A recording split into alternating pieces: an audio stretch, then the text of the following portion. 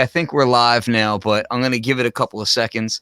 Yeah. This is this is Beat People episode 51, KNOBCON edition. Corey's not here yet, but he's going to be supposedly. But he's at KNOBCON, or at least on his way there right now.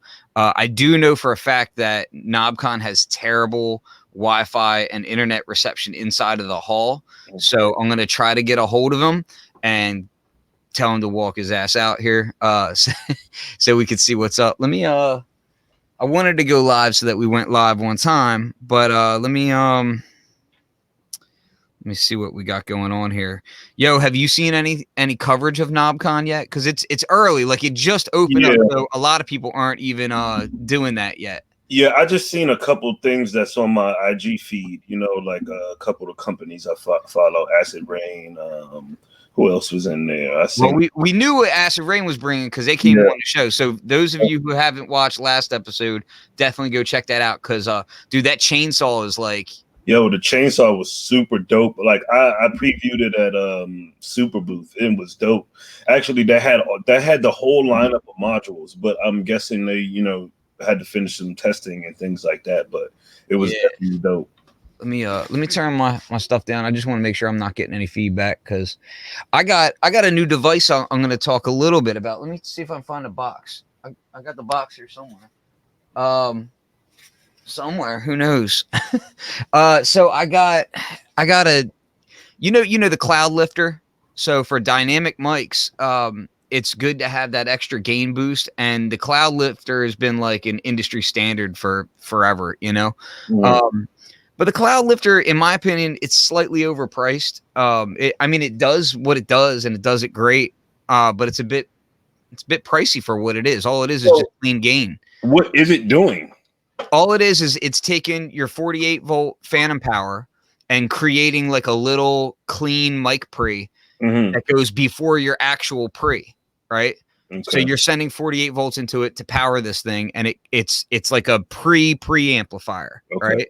So it'll give you like 25 dB or whatever of extra gain, which is great for dynamic microphones because they tend to need a lot of gain to get the kind of clarity that a condenser can. But of course, with a dynamic, you usually get much tighter polar patterns and whatnot, so it's good for rejection. Like for instance, the room that I'm in now is my temporary space, so it's not, the walls aren't treated or anything in here. So when I'm recording, plus like my ceiling is not even done in here, so when the kids are stomping around up there, if I had my condenser up, you'd hear everything from my kids, you'd hear my whole house, right?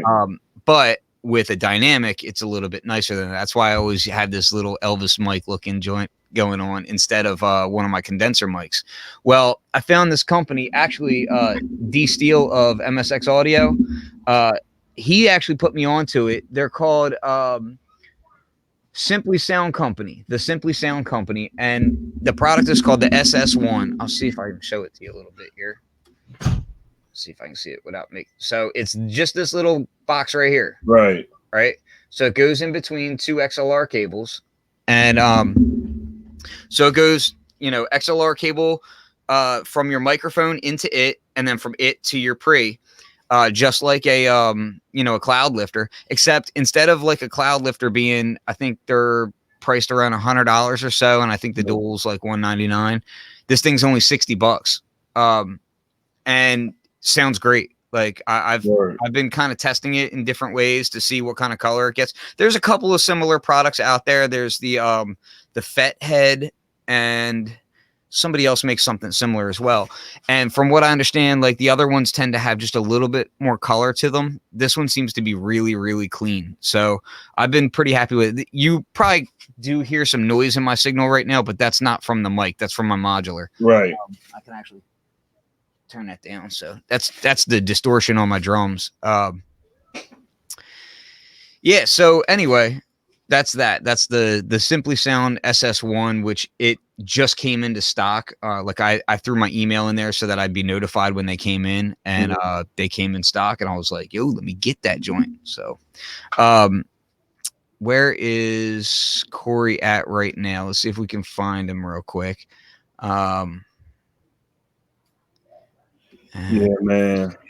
That sounds pretty dope. I might have to get one of those. I'm gonna get my streaming set up a little bit better. So I'm looking for a mic, a desk mic. I was wondering if I should get one of those USBs just to keep it simple. But and I don't have to run it through my whole setup, you know, and it'll just be.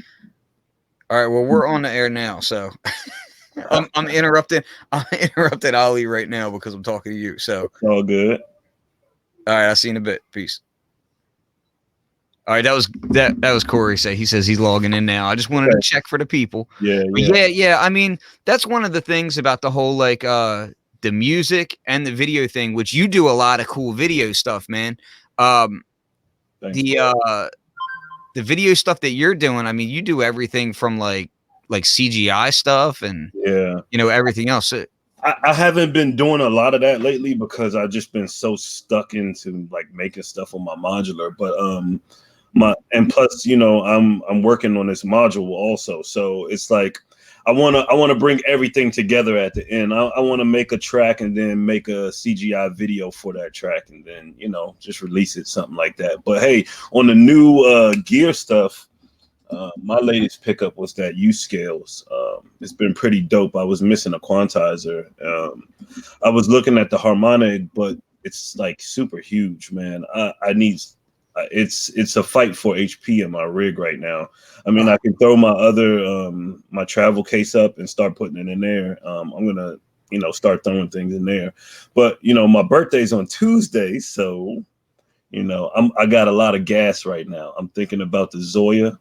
Thinking about and a Mordax data. Like I'm tired of not being able to see like exactly what's going on, like what kind of modulation. I use so you can see I got mine right here. Yeah, you know, I use mine constantly. And I also, I mean, I have a great Siglent scope as well. The Siglent scope is really nice for me getting precise stuff and kind of locking things in, especially for tracking. If I'm trying to check for sequencing and whatnot to see if like I do a lot of testing. So like sometimes on new gear, you'll see things like pitch and gate will be out of time and that sort of thing.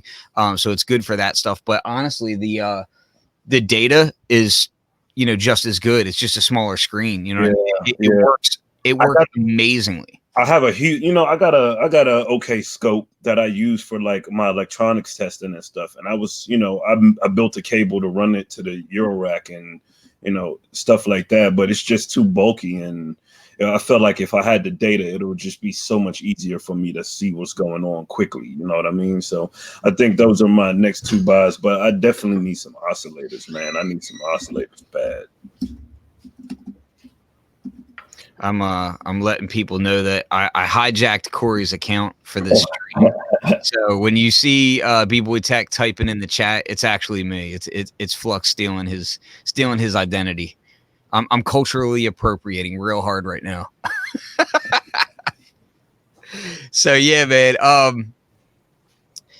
I would say so far I haven't actually seen a ton from KNOBCON yet. I've been trying to kind of follow things and see what's up, but I haven't seen a ton. I saw the modal, the Argon 8, which in my opinion looks pretty dope. I dig the kind of form factor, the small form factor of it. A lot of people were talking about how like it compares to the Hydra, which I should probably talk a little bit about.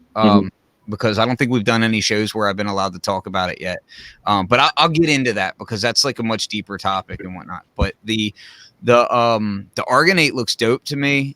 I think the price is sounding pretty nice for it. Doesn't sound like it's overly pricey, and it doesn't look crazy deep, but it looks really hands-on, which I'm into. You know what I mean? Like for me, I'm just all about like the more hands-on stuff, the better. I love wavetable oscillators. Like my Eurorack, I probably have more wavetable oscillators than analog oscillators in my set. Just because I love the flexibility of, you know, and tonal changes and whatnot. So for me, like wavetable oscillators are a little bit more pleasurable than analog oscillators, in my opinion.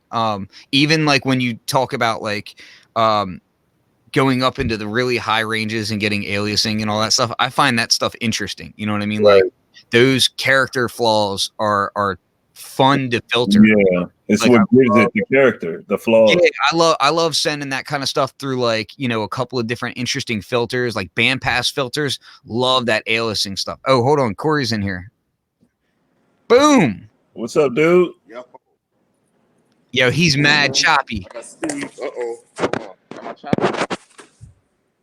You super choppy. Oh, what's going on, Miss? That's Steve Baker of Ethereal Sun. Ethereal Sun is known for that case right there.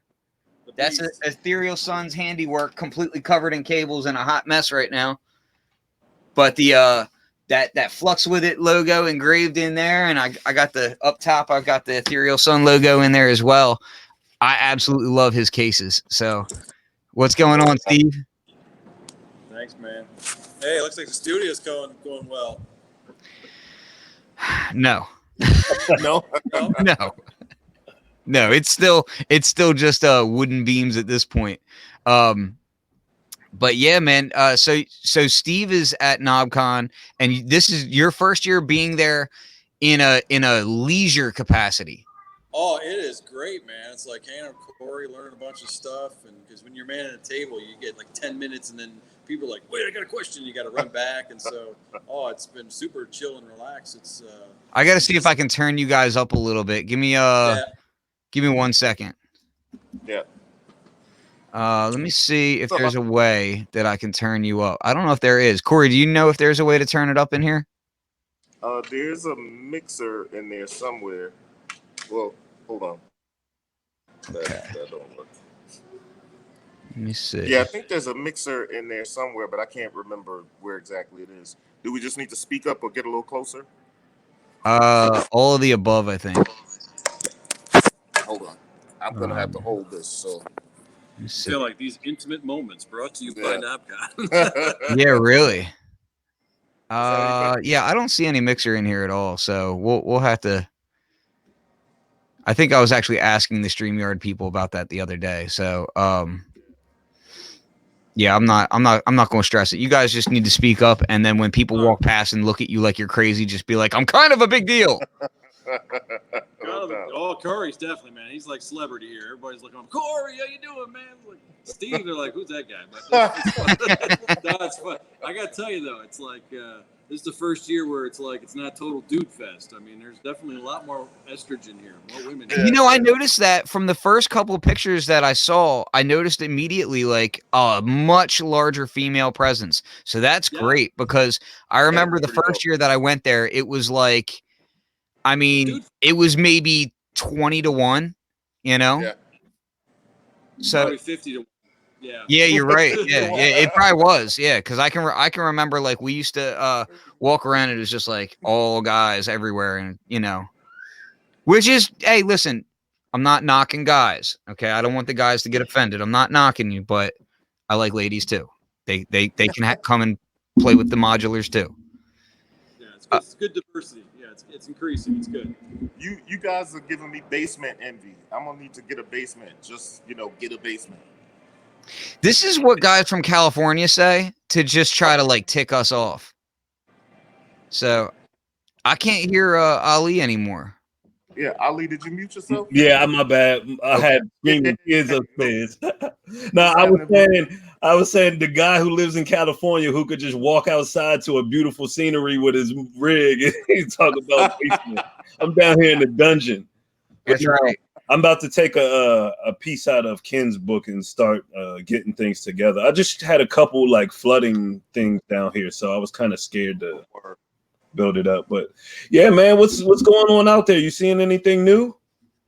Well, it's mostly just kind of putting hands on stuff that we've kind of heard about over the last few days. That Roland 707 is amazingly light. It feels like a controller. I'm surprised that it's a standalone joint. Like, it makes me think like Machine couldn't do this. You know what I'm saying? Native Instruments couldn't have done this with Machine. It seems feasible. But one thing, I'm interested to check it out, man, just because I know a couple of people that were kind of involved with dealing with it that are respected beat makers. But it is a really light joint, and I'm noticing that on the other side of things, the synth that's killing it is, of course, Hydrasynth. Right. Everybody wants a piece of the Hydrasynth and wants to check out the Hydrasynth, so that's pretty dope. Yeah, man. I'm trying not to like talk too much about Hydrasynth just because I'm clearly biased, you know. I'll touch on just a couple of small aspects of it so we can get it out of the way. Fortunately, really, you and I were both involved in it very early. Corey and I were both involved very early.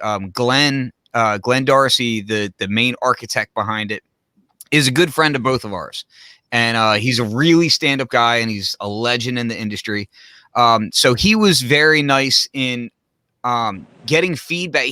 One of the things that makes him a legend is that he actually listens to the people that he's trying to market to and that he's trying to sell to, and people that he trusts, you know. So I'm talking from day one, really, when he got hold of this and was like, look, he was showing us knobs and design layouts and like, this is what I'm thinking, this is where I'm going. And Corey and I were both like, that sounds great. You know, we looked at it on paper and we were like, that sounds great. Then we saw a couple of mock-ups and we were like, no, change this. And he did, like, it, which people with a larger ego wouldn't have done that. You know what I mean? People with a big ego in the industry would have been like, no, this is what I wanted to do. This is going to work whether they like it or not. You know, this is what it is. But to his credit, he had a really, like, the original design philosophy was really interesting, and we all really liked it. But there were aspects of it that just kind of didn't quite fit what we felt would work. And he agreed, and they changed it up and tried a couple of things, and the end result, I think, is stunning. Like, really, yeah, it is. It's such a handsome synth. You know? Yeah, it looks dope. Really it looks really dope. It really looks good, and it's built like a tank, and that's one of the things. I mean, you know, that people tend to say that it's built like a tank. Everything's built like a tank, but this really is well built. It's good craftsmanship, and you feel like you're getting something substantial. It's like a real instrument. It's not like, so, you know, and conversely, how I'm saying, like, I picked up the 707, and although I'm very curious about it, I was very surprised at how light it was. But it's a total different sort of thing. But when you go over and you deal with the Hydrasynths, you're knocking on metal, and it's like, you know, clink, clink, clink. It's like metal and sturdy, and the knobs are like they're rubberized around, so they're firm, and it's just a very nice build quality. Yeah, to me, it feels like a product from like 40 years ago before planned obsolescence. You know, so it's like, this is gonna last. It's gonna look beautiful in your studio. Right. Take it.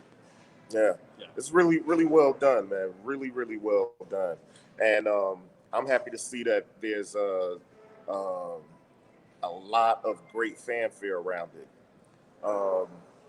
So if you go around the room, there's people there's people all over the place. Some booths are busier than others. Yamaha, I don't know what's going on. It doesn't seem like there's much of anybody over there. But then again, they didn't have any new releases, right? Yeah, I don't think they had any new releases. I don't think so. Roland did, and a couple other places did, but yeah, it's a good show, man. It's a good show overall. Hey, that's what's up, man. I'm kind of bummed I didn't make it out, but you know, hey, this next year. Oh yeah, you definitely got to make it out next time, man. Where's Aaron? He not out there with you? Huh? I said Aaron's not out there with you? Yeah, he's out here. He was going to join the podcast, but he also has a booth. So he's sharing a booth with North Coast Modular and I think SoCal Synth Society. Okay, those are the homies. Yeah, exactly. They told me to tell you what's up too, by the way. Cool. They were like, hey, where's Ali? He didn't come? Yeah. And, it would have been dope to have you do that live set at 606 Records, man. That was a real good turnout. Yeah, dang, man. Next year, though, I'll be there next year, definitely. Yeah, we'll definitely kind of do something else next year. So the way it was a lot of dope beat makers and lo-fi cats, and they all had SP404s. One dude had like a small DJ controller, and something else. But then he had this. It wasn't an iPad. It was a tablet. He had a tablet that he had Windows on, but it was like some non-known brand tablet, like that he probably got from Alibaba or something. And he threw Windows on it, and it was such a compact setup. I kept looking over like, what the hell is he using? And it wasn't like a Surface Pro or something like that? It wasn't even a Surface Pro. It was like a very small, it looked more like an iPad mini, but you know it was an iPad. And it had some brand name on it, but there was no, this brand name had no recognition. Right. So yeah, man, it was pretty dope. And he killed the set. He had his DJ controller and another like pad controller and that thing, and he threw it all in his bag, and he got busy. And I went on last, and it's always good to hear the set you've been working on at home, to hear it out in public on a bigger system. So yeah, it went really well. Aaron put it together nice. Yep. Gotta have you here next year. So you ran a live show there too, right? Yep. So what'd you have? Did you bring your normal setup, or what? Like, did you change some stuff up this time?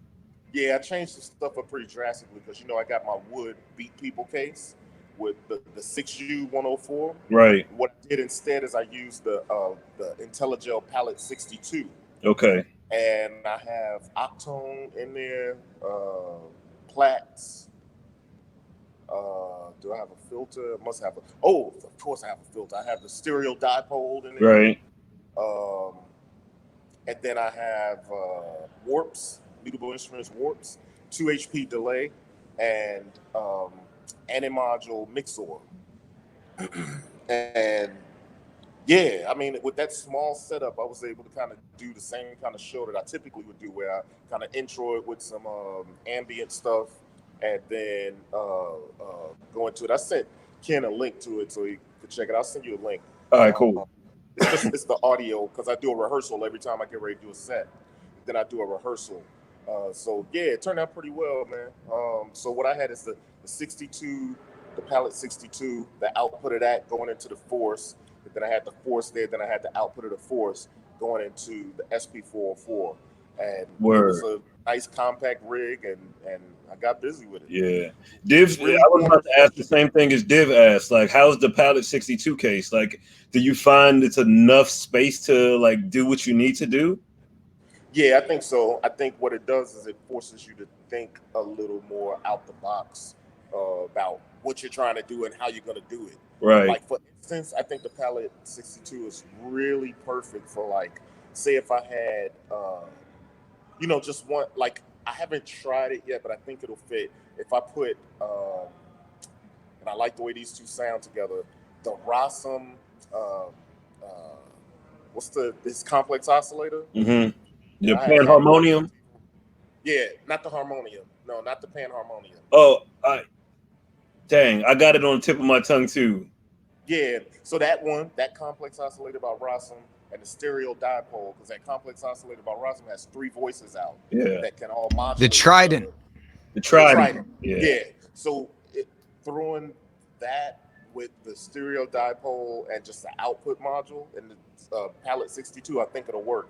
And that's going to be one of the things that I do. So for something like that, you can have like a really dope voice and filter. All right.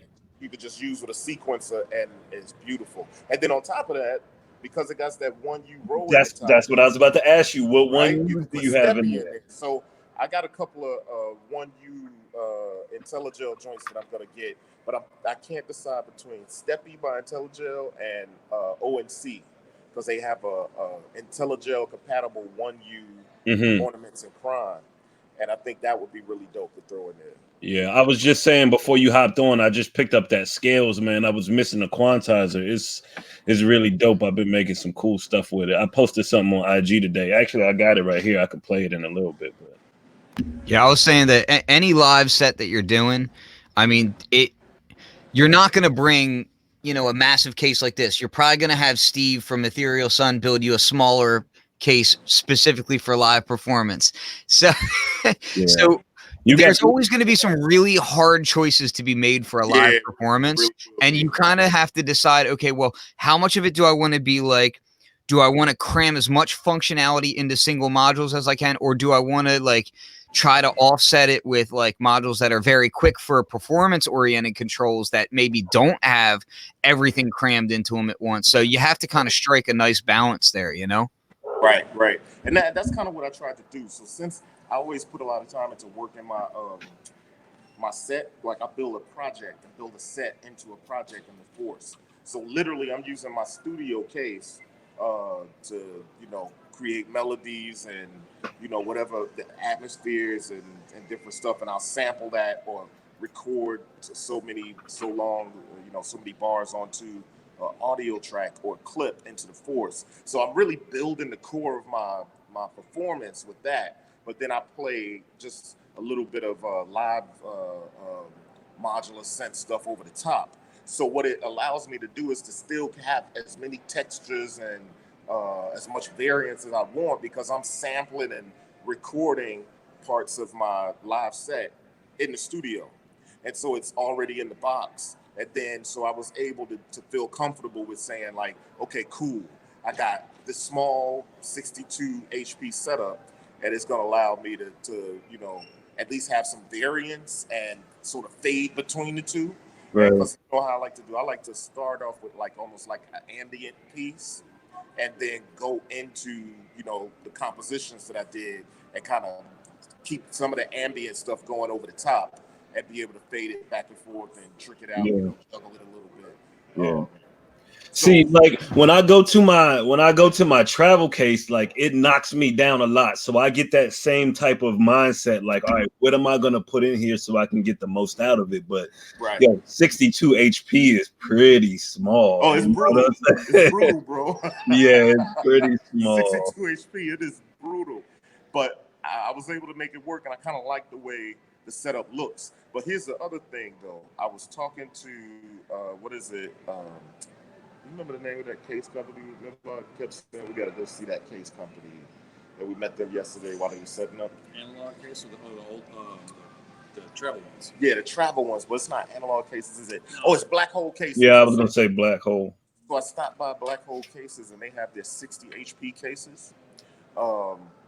They had 50 HP cases that didn't have power. Now they have 60 HP 2-row. So it's 6U, 60 HP. And it is a perfect size, and I can still throw it right above the Force, and it has its own carrying case. So I think I'm going to try that too, because I'll be able to kind of take a little more, few more modules with me and have a little more flexibility. And also I could take a more powerful sequencer in the rack too at that point. You know what I mean? Because I like the idea of, with my 6U104 case, I have the Fluxus One there and the Mutant Brain. And I like that integration better because the Fluxus One can be doing a lot more in the rack. Yeah. Up to the Force. Rather than the Octone, I can send it clock, but it really doesn't have the flexibility. It's a much simpler sequence. Right, you know what I mean? right. So, but yeah, it still worked out pretty well though, man. Yeah, that's kind of how I go about the ER101 with my MPC. Like I'll let the ER101 do some work in the rig on one composition, and then you know the MPC is doing the heavy lifting on the next one, and you know things like that. So I can just mix it up and change stuff in and out. Right, exactly. And man, I gotta tell you that SP404 is really working out with this rig too, because it helps me quite a bit with dope transitions. You know what I mean? Like you could do like beat stutters to transition, even though the Force can do that and the MPC Live can do that too. But this one it's a little different because you get pitch control with the stuttering and you know the looper effect. Right. So then you kind of get that. It makes it a little more dramatic. You can kind of go between. And then I like combining the Force delay from XYFX along with the SP404 delay to kind of make a big swell and then drop it down into like one of the beats. And so it helps me do really dope transitions. So I like that little combo that I got going on. So I'm gonna keep exploring that.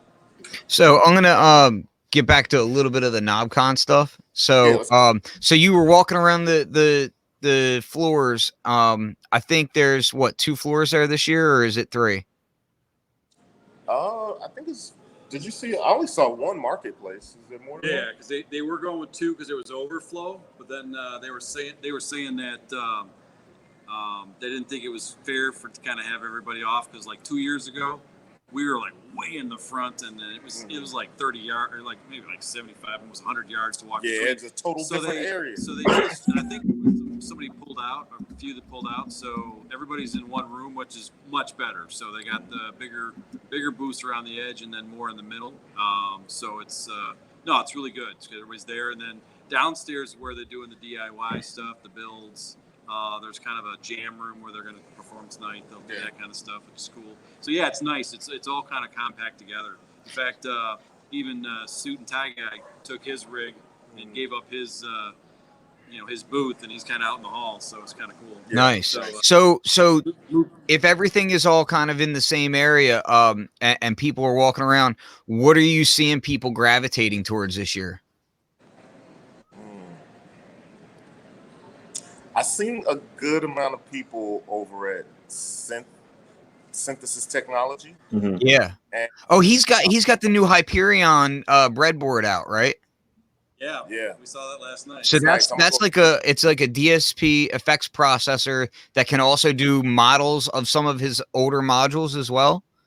Yep. So he has the stereo sampling delay. I'm excited about hearing that. Yeah, he mentioned there's 2 modules that it'll actually replace, or is an alternative to that, and a lot of flexibility. So he has this demonstration board, which is spread out a little wider, so he can probe on stuff, and it's kind of cool. It's probably like twice as big as the module. Yeah. The demonstration board that he has. he was saying that this is just a development board right now, but my interest in more is, what is it doing and what is it for?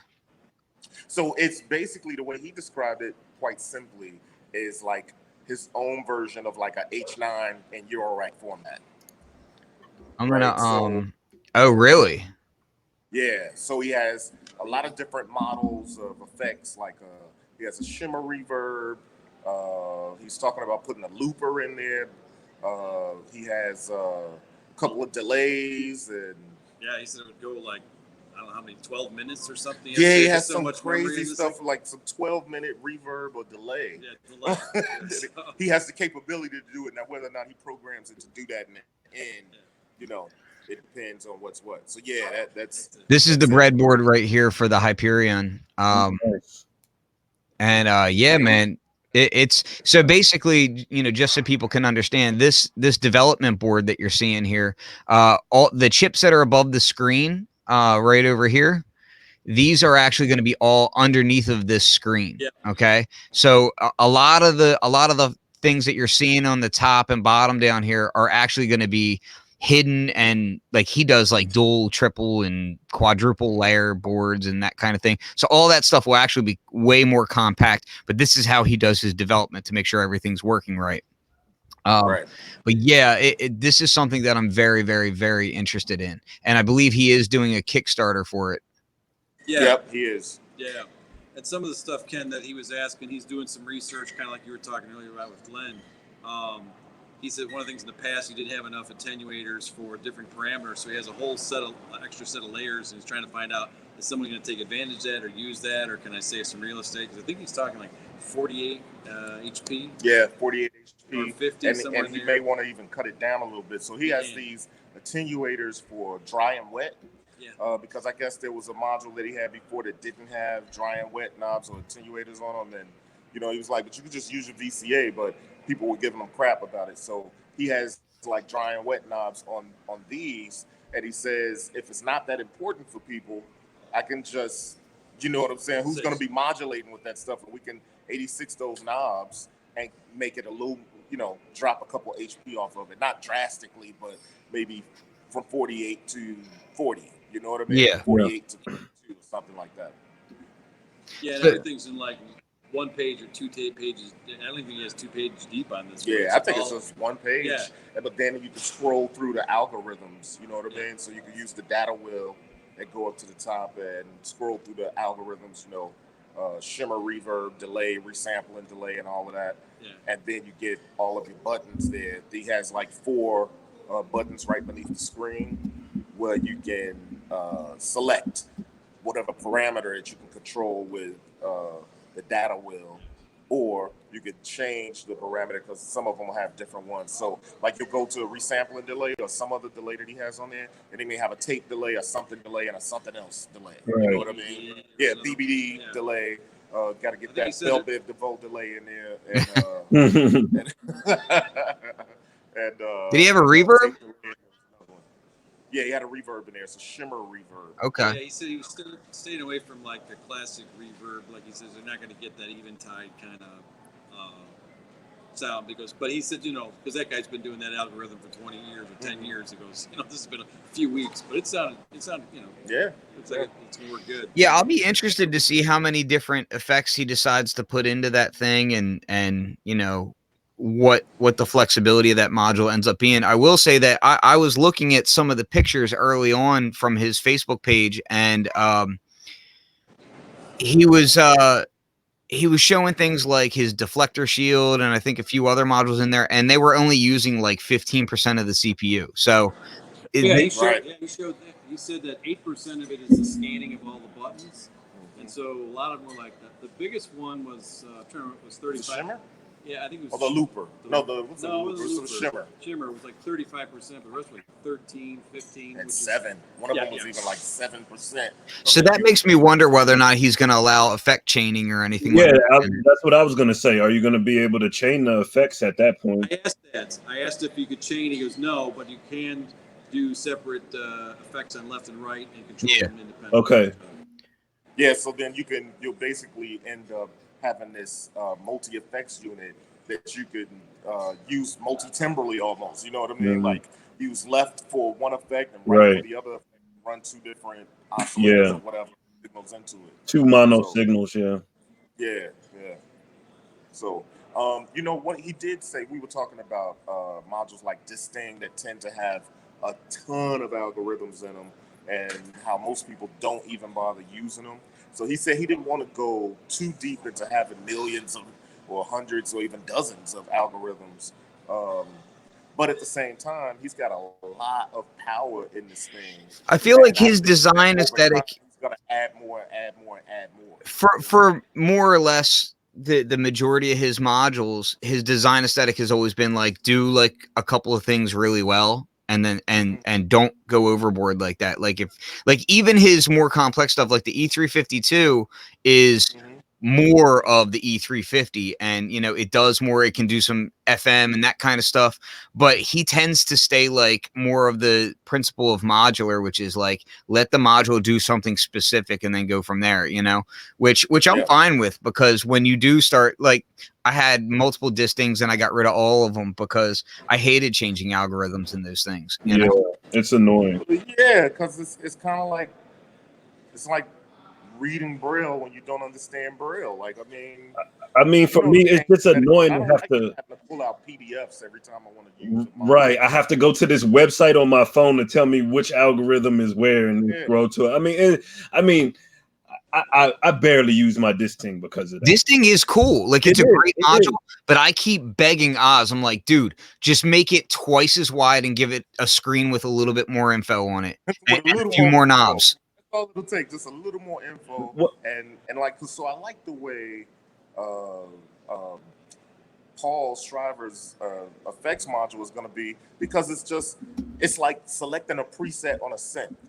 You know what I'm saying? You got the screen, you go up to that thing, you hit the data knob, and just scroll through the presets. And boom. If this thing operated like that, I think it would be a lot more popular. Yep.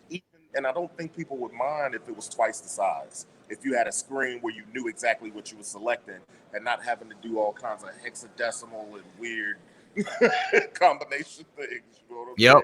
Yep.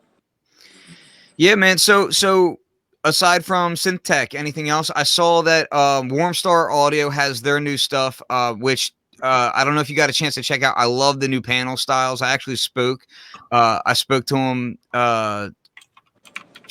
a couple weeks back when he was trying to decide on the panel layout, and the black, gold, and white I think looks really nice on those things. So he's got a new module called, what is it, like Orbits or something like that? Yeah, I haven't seen it yet. I'm gonna have to stop by there.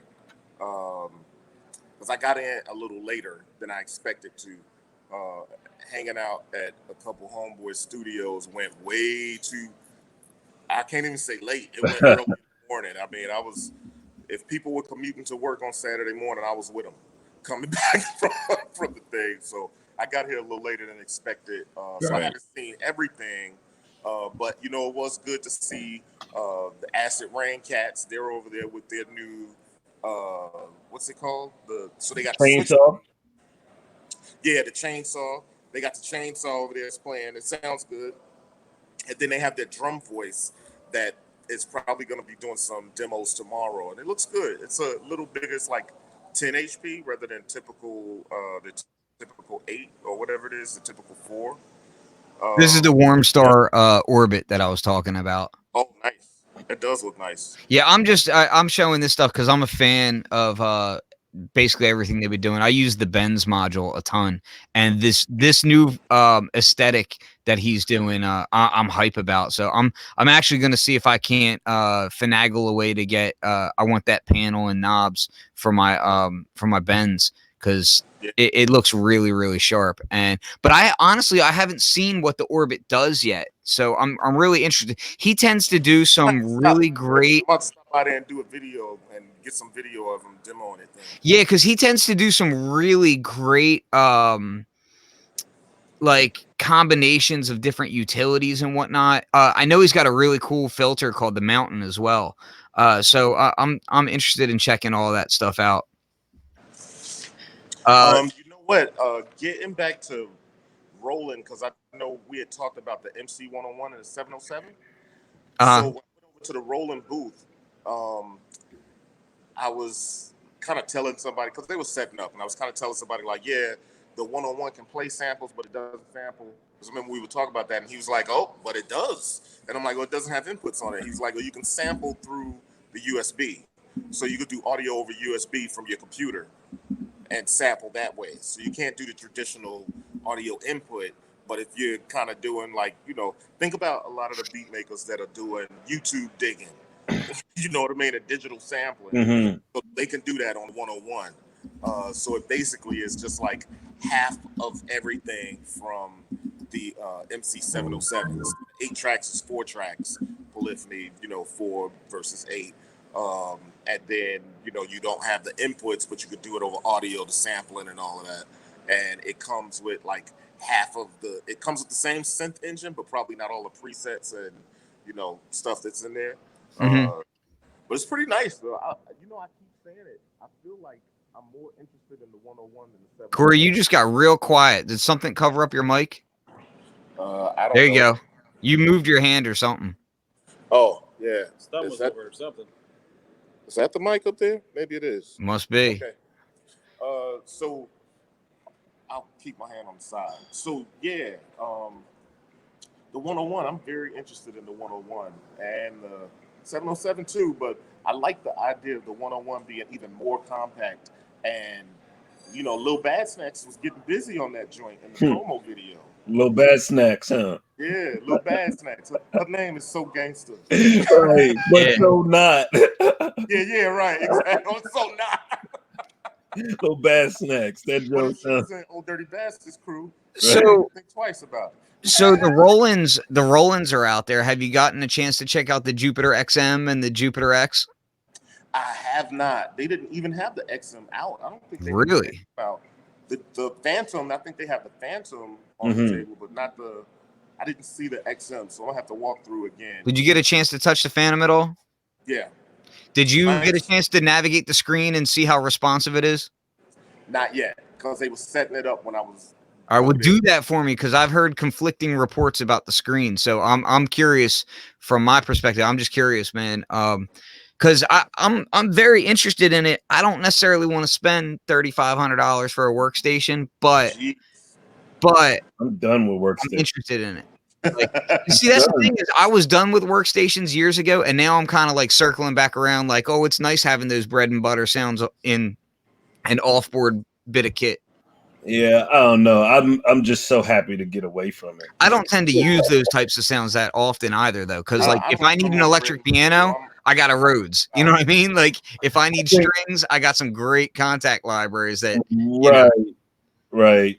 Well, that's the problem though, right? So I think the key with one of those kinds of workstations is they have to find a way to make the interface so great that it makes you feel like, well, I'm really getting something else here. Because I mean, there's a lot of great libraries between, you know, Contact Native Instruments and, you know, Arturia and whatever else that might be out there. And I mean, then those behemoth sort of synths that everybody loves, Omnisphere and all of that kind of stuff.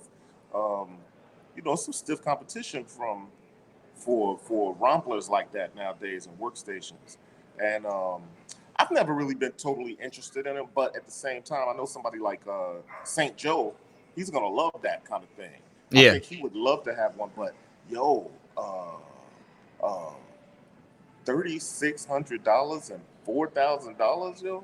Yeah, the price point to me is now listen, I'm trying to be a little bit more careful, but you know what? I'm not gonna be careful because the fact of the matter is, if y'all watching this show, y'all know me. Like I speak my mind regardless of what companies I work for. I'm gonna say my opinion, and my opinion is my own opinion. Okay. My opinion of the Behringer release stuff, or not Behringer release, I'm sorry, the Roland release stuff, which I've been seeing some memes where they're swapping like Behringer is the new Roland and that kind of thing. Yeah.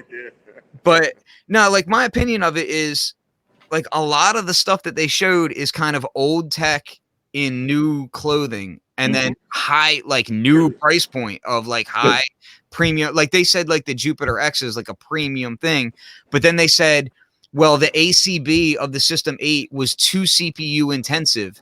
Like they said it in the interview. They said the ACB is too CPU intensive, so we put this Zen Core stuff in there, which if you look at the patches, judging from what I saw in the video, and that's all I really can go off of, the patches are XV80 and, you know, Integra patches, that those kinds of things. Like that's what you see in there. So to me, I'm like, so you're charging a premium price for a product that is like 10 years old or like however old the Integra is now. And I'm like, man, that's kind of crazy. And you're saying the ACB stuff that was in the System 8 was too processor intensive to do this kind of voice count. So you went with this, you know, more basic version of modeling in it, which I'm sure sounds great also, but like, what the hell? What you're saying, like, because when I saw the video and they were talking about the new technology, I'm like, well, they're still selling the ACB technology. And I know they ain't ditching the ACB technology. So why are they treating the ACB technology like it's almost a different brand, some other brand? Well, it is to an extent because Ira and Roland are two different design houses. So but I would listen, to me, that's like, you know, if you're brothers, y'all can fight in the house if you want, but don't go out on the street fighting in front of folks. Right. You know what I mean? And I'm not even saying that they're fighting, but it just kind of seemed like they were kind of dismissive of the ACB technology when they talked about it in comparison to this new product that they were bringing. And it could have just been slip of tongue. Yeah, but what was weird about it wasn't normally if it's a new product, right? They would have been like, oh, well, the ACB is old tech. This is the new stuff, you know, that kind of thing. But that's not what they were saying. What they were saying is like the ACB stuff is very CPU intensive. They also said in the same thing, they were like, we haven't given up on ACB. We're still doing ACB stuff, right? Yeah. So for other products, but they're saying that this is a premium flagship synth for them, right? The Jupiter X. And it just got, it smacked really weird to me because I'm like, okay, well, like, you know, so you're doing this Jupiter thing that's doing this synthesis, which in my opinion, it looks like a really cool product. I'm just not interested at that price point for what it is, right? But it's kind of like an Integra with that's a really knobby interface, which I'm cool with, you know, because the fact that you can do strings and I can layer on a Jupiter 8 sound, like that's dope, you know? Yeah, that's super dope. Listen, I'm gonna tell you this. I can't see myself. What is it? $1,500, $1,600 for the mini is like $1,500. So it's like $2,000. And the big boy, which I think isn't even gonna. I think the big boy is not supposed to release till like April or something, which is like a ways away. But that one is supposed to be like $2,600. Oh, hell no. Yeah. No, that's and listen, if I'm wrong, if anybody knows any other price points in the chat, let me know. But that's what I heard. Yeah, I don't think it's a bad product, but for that price point, I don't see myself spending that for that. It made me say, but at the same time, I could see, like, I kind of dig the idea of those different synths that they have in there just at a press of a button. And that's the thing, though, is like my first thought so I heard about it a while ago, and like my first thought was, oh, it's going to be analog, and then it came, and then I started seeing more stuff coming out. I was like, oh, it's not analog, and then I was like, oh, so it's probably like really powerful processor in there, and they got ACB plus they got their Integra stuff and blah blah blah, right? Which, keep in mind, the JDXA was basically that. It had the Integra synth engine in it, plus it had analog synth engine in it, right? Like I just bought one, so that's why I'm like, hey, what the hell? You know what I mean? Like I bought a JDXA on the cheap because they basically just dropped that product, you know? But this thing, so they started talking about Juno and SH101 and Jupiter. All these different models are in there. But they also talk about like Roland Cloud stuff. And I'm like, but I thought the Roland Cloud stuff was like ACB. Like, what is going on? So the marketing to me seems very dissonant. Like it doesn't quite mesh together. Like I'm trying to understand the product and I'm like, I don't fully understand what it is that they're doing yet. And to me, the Jupiter XM kind of looks like the joint to go for. But nice size and a lot of power. Is it mini keys or is it not mini keys? Because I thought it was. I think they said it's not mini keys, but it's not full size keys. So some sort of in between thing. Korg did something like that with those slim keys, right? Yeah. So I think it's something very similar to that. But Roland got burned when they did the System 1 and had those crappy keys on it. Like, I feel like they keep doing things that their customer base is screaming, don't do this ever again. And then they do it again. Like the customer base when the Jupiter 80 and Jupiter 50 came out, which they're really cool products on their own, but people were like, don't use that name. You're ruining that name. Don't do digital Jupiter like that. Then they did System 8. Then they did this. You know what I mean? It's like they keep doing it over and over again. And people are like, stop, you know? Yeah. I kind of feel like they're kind of, it's almost like sometimes like they throw a bunch of stuff to the wall and see what sticks. And, you know, hope for the best. But, you know, I can say they're going to sell a lot of all of that stuff. You know what I mean? Oh yeah. I mean, it's Roland. Like they're gonna sell some stuff. And let's be, you know, honest about it. When it comes down to those different synths that are in the Jupiter joints, people want those and have heard the legend of them all, and you know what I mean? Like there's gonna be like people literally saving their money to be like, I could get that and have all those synths in one. I'll be honest with you, like the first thing that I saw after I saw all the specs and everything and kind of like watched a couple videos and saw it, the first thing that went through my mind was I just got a JDXA for mad cheap. Can't wait to get a System 8 for mad cheap. There it is. That's true. Because I wanted a System 8 at one point, and then I always kind of look at it like that. I'm not paying that for it, but it would be really cool to have like because they got the polyphonic Pro Mars and all that kind of stuff on it. I don't think it turns any of those like ones that aren't polyphonic into polyphonic. Okay, but still, to be able to have a Pro Mars. Yeah, I mean, I like the System 8. Like, I've played it a good bit. I like it. I think it's cool. You know what I mean? And here's the thing, too. I've always wanted a JP8000, and a lot of people keep telling me that this is kind of like the modern JP8000, that without using any of the plug outs that would come with it. Like, the base model System 8 feels like the updated JP8000. So here comes my biased part. Like the part of me that talks about like JP8000, like the first thing you think of when you hear JP8000 is what? Super saw. Exactly. Yeah. And dude, Hydrasynth, wave stack, killing it. Like killing it, dude. Yeah, dude. I did the math the other day, right? Because I wanted to do a video showing a unison stack of all the voices plus all the wave stack all at once. And I was trying to figure out the math, and I shot the video and I had to scrap the video because my math was wrong. I said 184 oscillators and I was way off. I went back and I redid the math the other day. It's actually, if I'm right, which if I'm right, I'm low, or if I'm wrong, I'm low, but I'm pretty sure I'm right now. It's 488 oscillators. Dang. Like, and you can freely detune and spread and stereo spread that as well. So I'm like, yeah, man, it's pretty wild. So as far as like that super saw sound, yeah, I'm good, dude. I'm good.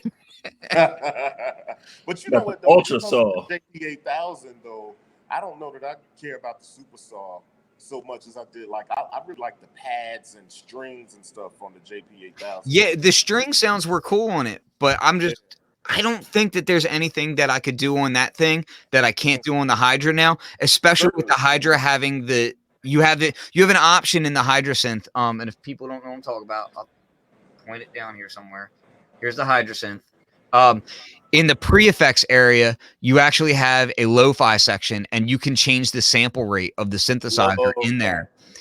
And when you do that, you can get like that old school digital sound. You can get that. You can get that like, hey, I sampled it through an old sampler sound, because you can make it run at like, usually if you were sampling on something like an Emax or something to that effect and trying to make like a multi-sampled patch on an Emax or EPS, you're probably sampling around like either 8 kilohertz or 6 kilohertz, somewhere in there to save enough time. And you can actually put this right to that.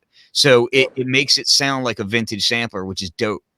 Yo, I made some bass patches on that and used the lo-fi effect on it and dropped the sample rate down, and I was blown away. I was like, yo, this thing is a monster.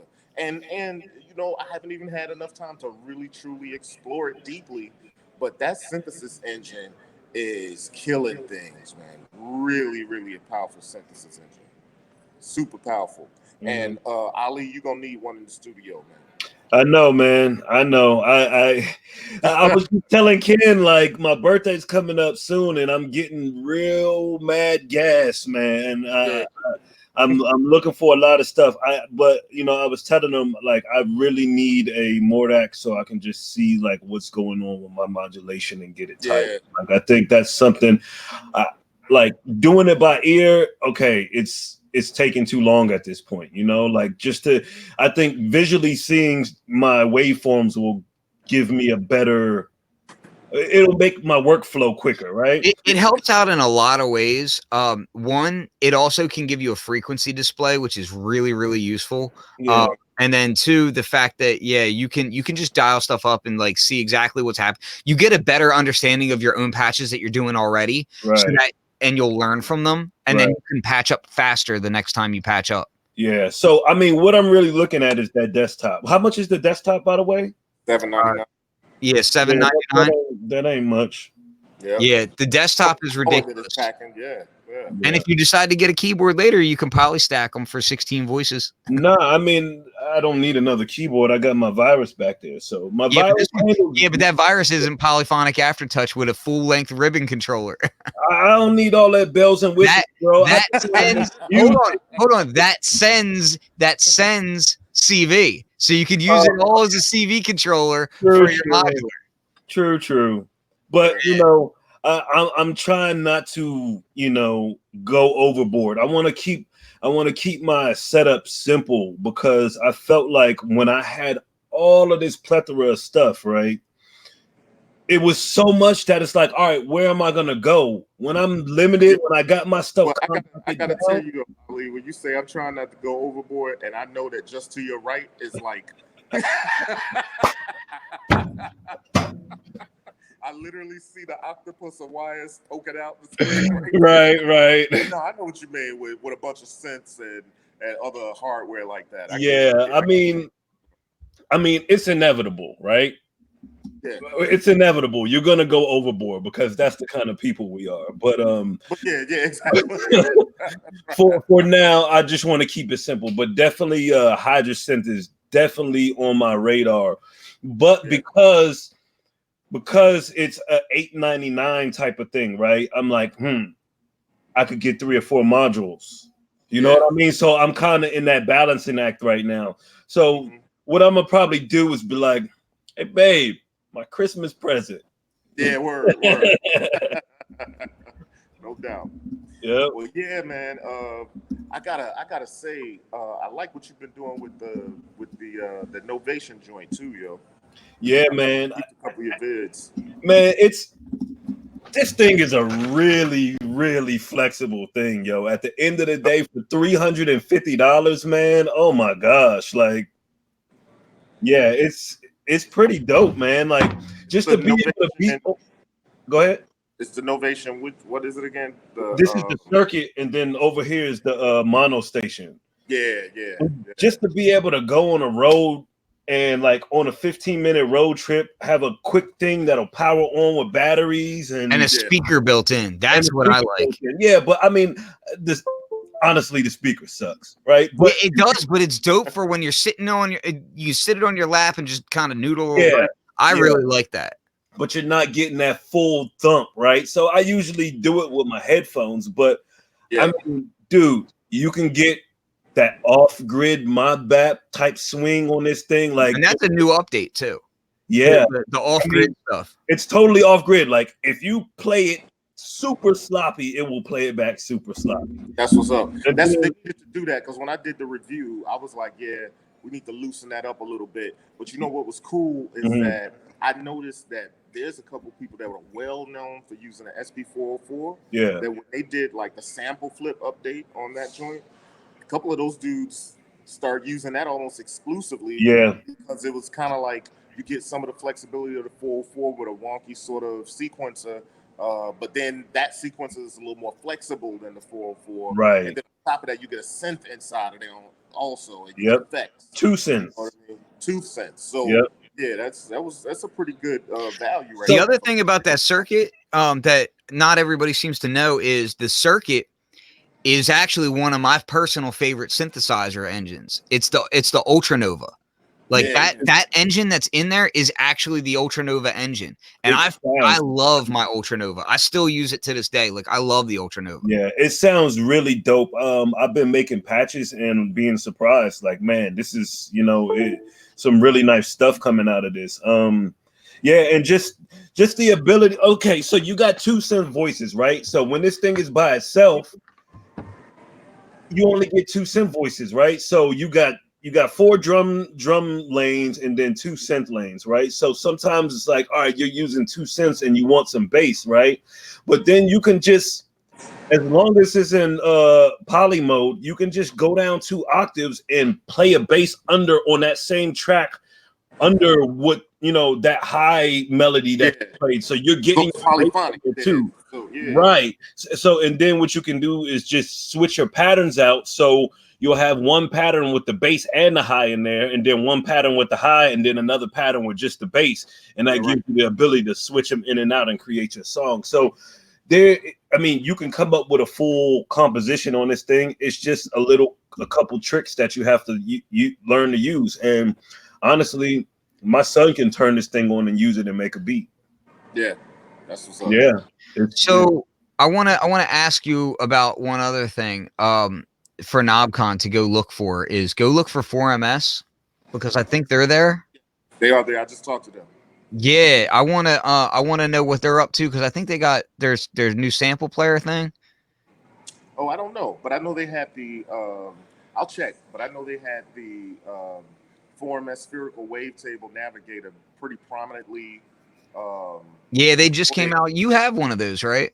Yeah, I have one, and it's pretty damn amazing. I was just telling them about how and I was just listening to some beats that I've made with it, but I was just telling them about how I was running it through the QPOS. And I dropped the octave down pretty low and ran it through the QPOS and dropped the filter down, raised the resonance on the QPOS.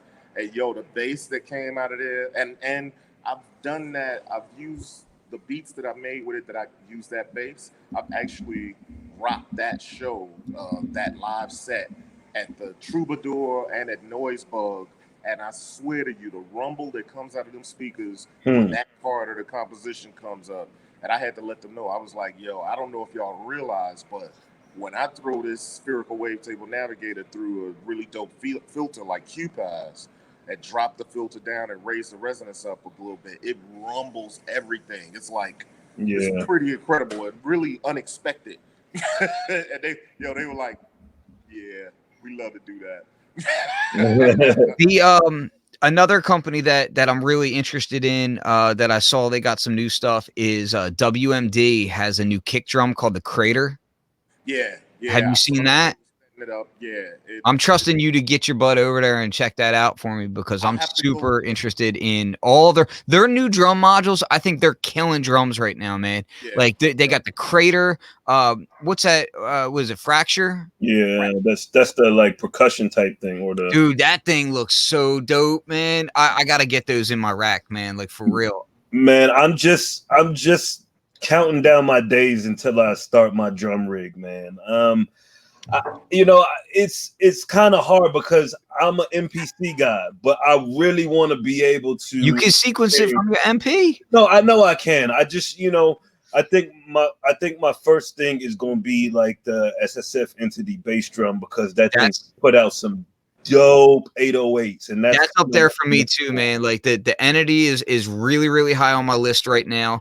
Yeah. Fracture, I need that. The Crater, I'm really in. I love kick drums in Modular, but I was actually talking to Steve again, for those that are just coming in here. Steve at Ethereal Sun's in here, and I was just talking to him today about the fact that like my drum rack, which is, you see the System 1, that's actually my drum rack. The first 2 rows are all drums and a couple mixers and effects, but that rack is actually kind of falling apart, and he built my main big rack here.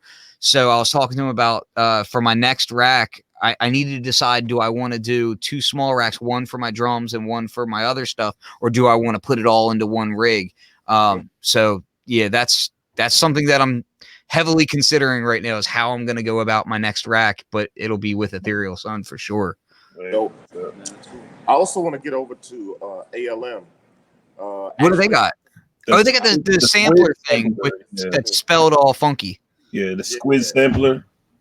Yeah, exactly. I want to check it out. So here's what's funny. There's a reason I was late to this, because I stopped at their booth, and then Steve had to be like, "Ain't your podcast starting?" Yeah. Okay, let's go. That's great. That's great.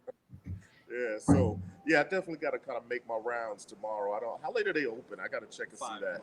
Yeah. So I got to make my rounds tomorrow, and no late night for you. That's the secret. I'm going to get some rest tonight, so I can be in here crack of dawn early and get some video. Noon, yeah, crack of noon. Yeah. So they had the 2 things I liked, Ken, was the Novation. They had a lecture on their summit, so it was kind of cool. Yeah, I really need to check out a summit, like badly. Sounded really sweet. Yeah, that's probably the #1 synth on my list to grab right now. I'll probably end up with one of those maybe like early next year. I have a feeling like there's just a lot about that synthesizer that I like. So I have a feeling that I will probably end up grabbing a Summit. And it's funny because when the Hydrasynth got announced, I'm posting up videos, and I'm, because I was, very invested in that project. I mean, and again, just to let people know, like some of the filters that are in my actual Eurorack are the filters that were used to model inside of the Hydrasynth. Like, so I'm deeply involved in that project. And, but a lot of people seem to keep comparing it to the Summit. And I'm like, they're really pretty heavily different products, but there's no reason not to have both. Like I want one, man. I want that, and I want that modal too. That Argonate. Yeah. That thing looks dope. Hey, okay, that's here. So I got to stop by there too. Ken, do you have that Arturia one that has like the solid keys on it? Which one? What's it called? It has like some. The Matrix Brute? No, not that one. It's like the teeny one. The Mini Brute? That has solid key. Oh, the Micro Freak. Well, yeah, the Micro Freak. Yeah, how is that thing? I keep seeing it everywhere. How do you like that thing? I was involved in that project as well. So again, biased, but yeah, I did a lot of testing and sound design for this as well. So a lot of my patches are in this when you pick it up. Yeah. But no, it's actually really great. I'll be perfectly honest with you. I was really scared about how this was going to end up, because the touch plate keyboard was like something that they had never done before. And it was like, there was a lot of tweaking and refinement that had to be done. So like right up until like the last few firmwares before it released, I was like, oh, is this gonna, is it gonna be great or what? Right. And luckily they nailed it, man. Like it's really cool and it's super fun is the main thing. Like it's just stupid fun to create presets on it. I haven't heard anything but good things about the Micro Freak from people who have it. And I don't talk about like the curiosity of people that don't have it, but everyone that I've seen that has it absolutely loves it and thinks it's a much greater value than what people would think it is. You know what I mean? So yeah, I got nothing but good things to say about that. I've definitely played it, and it's come a long way even since I've played it. So yeah. Maybe I need to go ahead and bring my old dusty keyboard stand back over and start filling it back up. Oh no. It's just, it was a breath of fresh air to sell all my keyboards, actually. Well, I'm gonna tell you, man, I'm kind of going through a fixed architecture existential crisis myself because I think I'm selling a lot of the keyboards that I've had for a long time because I really do not swivel my chair around and mess with the things that's behind me anymore. Yeah. And I don't think that's a matter of reorganizing my space. I just kind of think that I've been so into modular and so into experimentation, and then the newer things that come through tend to get more play, and when new stuff comes through. So I don't know. Yeah, I'm selling some stuff because I got some stuff to get on the road. Me and you, Ali, some of the stuff that's being worked on. Yeah, I need to fund a couple things too. I hear that, brother. You know what I mean? So yep. Yeah, man. Let me see. There was Bafaco also made it over. Manu came over from Spain. So I mean, not that they have anything new, but for me personally, I built the little BF22 filter. Mm-hmm. Just couldn't get it to work right. I thought maybe I put the chips in backwards. So I had him check it out. He fixed it up for me. He says, "No, you're fine." He just had I had over adjusted and tweaked the filter cutoff. So he's like, sounded sweet now. So it's just good to see new people coming over. And so they've been trying to come over for about 4 years and stuff. They're doing some of the DIY. They got 3 or 4 of them, I think, over the weekend and stuff. So. Oh yeah, that's another thing that's really dope. They're doing DIY workshops, which I think they've always done that, but they have they have more, I think, than they've ever had. So there's Mickey from Delp. Yeah, Mickey from Delp is doing a couple of them, or one of them. I think Bafaco was doing 3. Yeah. So. All right, Corey, you do me a favor when you go see Mickey, just grab him up and talk to him about that CV to MIDI again. Okay. I keep bugging him about it. Yeah. I'll talk to him about it. Don't talk to him. You grab him up. I gotta grab him up. Yeah, you gotta get aggressive. He's from Philly, so you gotta get aggressive. Okay, well, that probably won't play well. I don't like the cops. Right. He'll be like, B-Boy Tech went wild and just started trying to beat up synth manufacturers. Right. He tried to pick him upside down and shake a module out of him. Yeah, right. Hey, beat people for real. Yeah, beat people for real. Oh man. Corey moved back home to Chicago because he had to serve some time in Cook County Jail. No doubt, man. So yeah, man. Actually, I'm gonna get back over here. And y'all keep it going or whatever. Oh hey, by the way, make sure you post some of those sets and stuff to your Instagram. People are asking about them.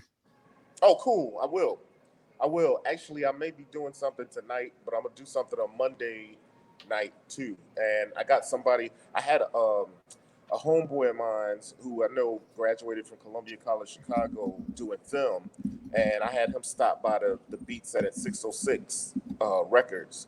And so he filmed the whole thing. He was getting a lot of B-roll. He recorded the audio and everything. And so he's editing it up. So once that's done, that'll be available for everybody to see as well. So it should be fun. Cool. All right, Corey, man. Hey, listen, you be safe. Steve, thanks so much for coming on. And I hope you enjoy KNOBCON in a leisure capacity. And yeah, man, just make sure you walk around telling everybody like, hey, my cases are dope. Oh, I've been doing that for them. Like I got a picture pulled up where I'm like, hey, this is Steve. He did this case. That's right. Yeah, and that's the other thing is that Steve did do Corey's case as well. So if you look on Instagram and you see Corey's case, that's also his handiwork. Yeah. Yeah. Beautiful. No doubt. As a matter of fact, I'm probably gonna do a repost of that case, so just to remind people how dope the case is. Yeah. And just so you know, Ken, Glenn told. I feel like you've ruined Glenn because he told me that your case is better than mine, and I don't like that kind of stuff. You were talking. So, hey, I just want to say thank you both. You guys have been. You're really part of the reason maybe the main reason I got involved with this. You know, after watching, like I think everybody watches I Dream of Wires, and then it was just like, oh, let me Google this, and I go, who's this Ken guy? It's like Corey's. Like, started watching the show, and it was just like, that's how I learned about KNOBCON, and that first year it came, and the rest is kind of history, as we say. So, well, I'll tell you what, the first year at KNOBCON is when I saw your cases too, and I was like, what? He's got hammered copper rails, like that's crazy looking. So I said, can you do them in green? Got it done, man. Green, man. Got him done, man. Dude, it looks stunning, man. I'll tell you what, I'm so happy with this case, man. Everybody who sees it, they're like, man, that case is amazing. And you know what? That's saying something, considering the fact that I had them do green rails and most people can't stand green. And everybody looks at it and they're like, that case is amazing looking. Yeah. No, it's beautiful. And it's, happy to do it. Well, you also, that I think that's amazing. Like, I don't think everybody can stand green.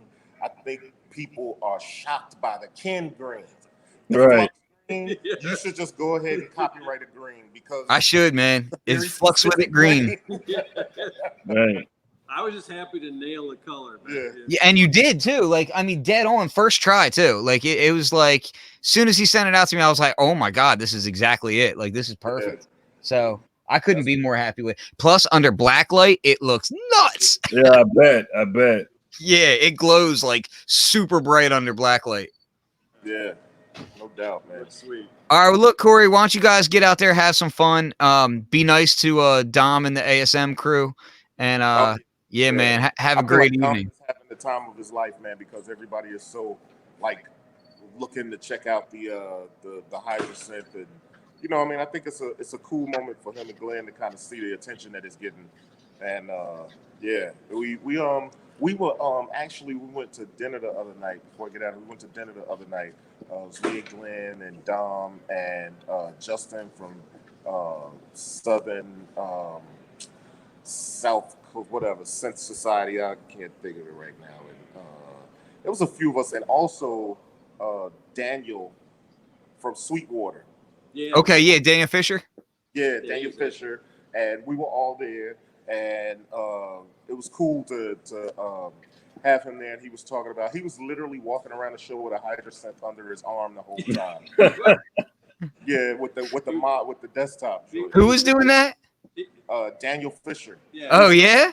He was wearing his Harley Davidson shirt, which colors match like the same ASM colors. Yeah. Oh, that's awesome. Just like walking around everywhere. It's crazy, man. I honestly, I haven't, and this is just my observation and my opinion, because I know they sell everything, but I feel like I haven't seen this kind of enthusiasm from him with a synth besides Mode 1. That's awesome. Yeah, and that's just, you know, he just seems like he's having that much fun with it, so it's kind of cool. Yeah. So yeah, man, we're gonna get back over here and try to catch a few more people. I want to go mess with the Squid Soundler. And that was also I saw a little bit of that. That was one of the lectures, so it was pretty cool. Oh, the Squid Soundler. Yeah. Nice. I missed that. Yeah. I should have went and got some sleep last night, so I could have been here for that. So word, man. Yeah, I'm out. All right, man. Peace. Peace. Yeah. Hey, Ali. Yo. What you got to plug right now? I've been watching your Instagram too, which tell the people your Instagram, because you've been doing some serious mob bap on there. Yeah, my Instagram is at ali.the.architect. Yeah. Yeah, I'll put it in the chat.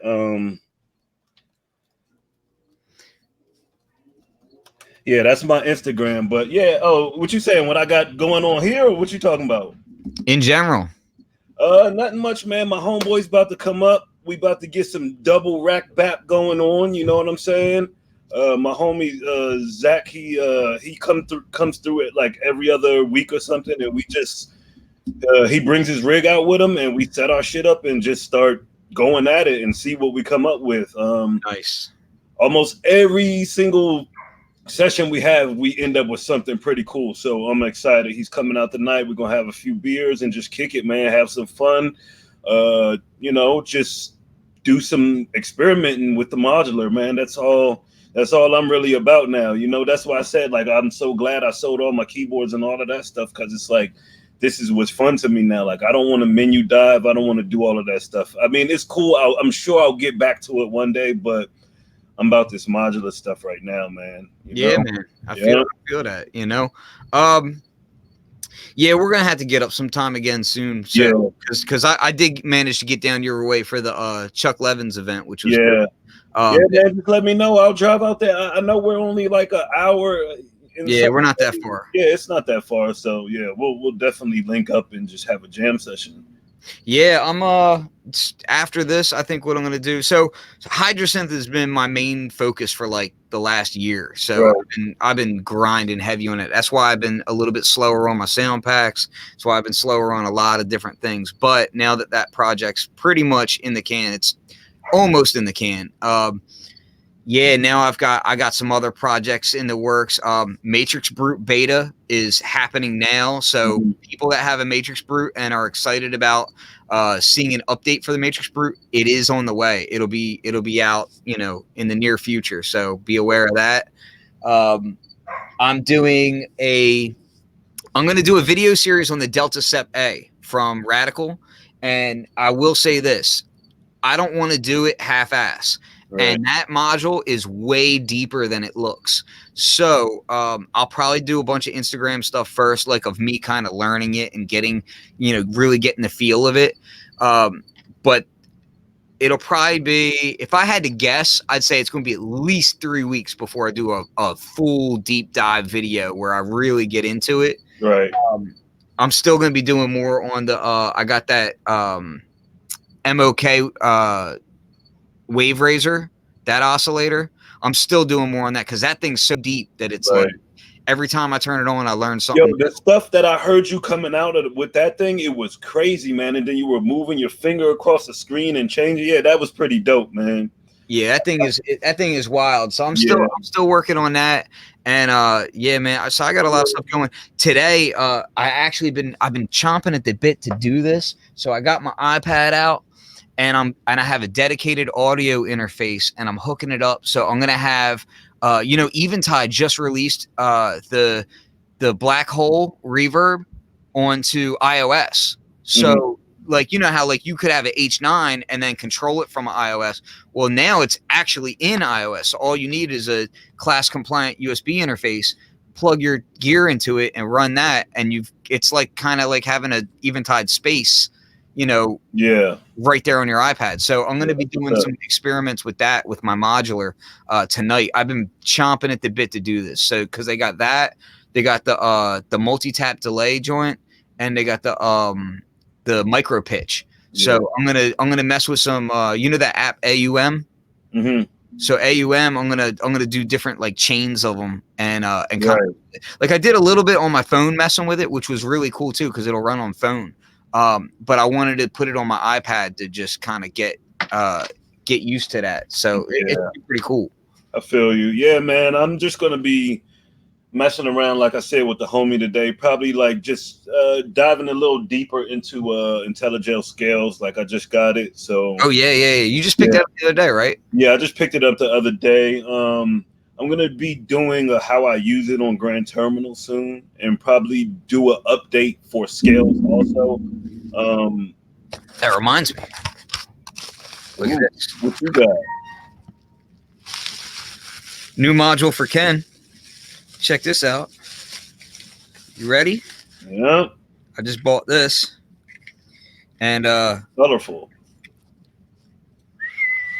Oh yeah. Okay. That endorphin shuttle control. Yeah, that's nice. So I got to figure out where I'm gonna put it. That would be dope for my travel rig, man. So I've been trying to think of like how exactly I want to use it. I needed another power supply, and it acts as a power supply. and I needed ultra tap delay is the Eventide joint. Thanks, Star. So I needed another power supply, and I really wanted something that would let me use my USB controllers and iPad apps and stuff in a more fluid way. Right. And that's what this does. So I figured I found one on Reverb for cheap. I think it was like $300. Mm-hmm. And I was like, let me hop on that because that could be pretty dope. So I'm really interested to figure this out, but I gotta figure out where I'm gonna put it in my rack setup yet, because I kind of want to do like a small case that has just this and maybe a couple other modules and be good to go, and then run like the Lemur app and like have the Lemur app all coming out of that. Word, I feel you. So that'll be cool, man. That was definitely a good buy right there, because that thing, I mean, it just does so much. So, and then you got what? It's 8 channels of gate and 16. Jeez. 16 outs on it, man. And it does USB hosting. So it's like you can plug a USB keyboard directly into it and host it. Yeah. Like that's crazy. So and it's a power supply. The power supply is not crazy powerful. It's about, I want to say it's about what a tip top Micro Zeus is. Mm-hmm. It's about that powerful. So yeah. So I gotta kind of plan what I'm doing with that. You know what I'm saying? Yeah. Yep, that's what's up, man. You making any music lately, or? Well, I've been finishing sound design. So I did about 60 patches for the Hydrasynth. And that was that just got finalized. And I'm also like, it's a little bit premature to even say it because the synth isn't out, but I'm definitely doing some extra banks that I'm gonna release as well. For the Hydrasynth, just because it's a pleasure to work on. Like it's so much fun creating patches on it that when I do that, I did the same with the Matrix Brute, which I still need to release those patches. I got like 60 patches that I haven't released yet that I've been planning to do that with. But so I'm doing that. My pack for the circuit's almost done, so I'll be sending that over to Novation soon. And nice. We'll be releasing that.